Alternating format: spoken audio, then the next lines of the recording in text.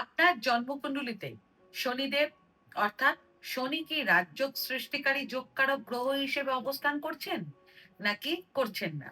এটা কিভাবে বুঝবেন? চলুন আমি আপনাদেরকে বোঝাই। আসলে শনি অর্থাৎ শনিদেবকে কর্ম এবং ন্যায়ের দেবতা বলা হয়।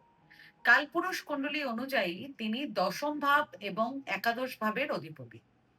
আপনি এই পৃথিবীর যত ধনী মানুষকে দেখবেন, যাদের কাছে অঢেল সম্পদ, বাড়ি, বাংলো, গাড়ি, জমি জমা এবং প্রচুর অর্থ রয়েছে, তাদের সবার মধ্যেই একটি সাধারণ বিষয় দেখা গেছে যে তারা প্রত্যেকেই কোনো না কোনো ভাবে শনি গ্রহের প্রভাবপ্রাপ্ত। অর্থাৎ একটি বিষয় নিশ্চিত, যখন শনিদেব কাউকে কিছু দেওয়ার সিদ্ধান্ত নেন, তখন তিনি মানুষকে অনেক কিছুই দেন এবং এতটাই দেন যতটা অন্য কোনো গ্রহ দিতে পারে না। আবার যখন তিনি কেড়ে নেওয়ার অবস্থায় আসেন, তখন মানুষের জীবনকে এতটাই সংগ্রামময় করে তোলেন যে মানুষটি সারা জীবন শুধু সংগ্রামই করে যায়, কিন্তু তার পরিশ্রমের যথাযথ ফল পায় না।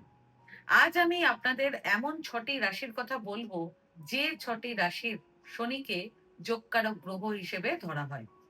৬টি রাশি হলো বৃষ, মিথুন, তুলা, কন্যা, মকর ও কুম্ভ রাশি।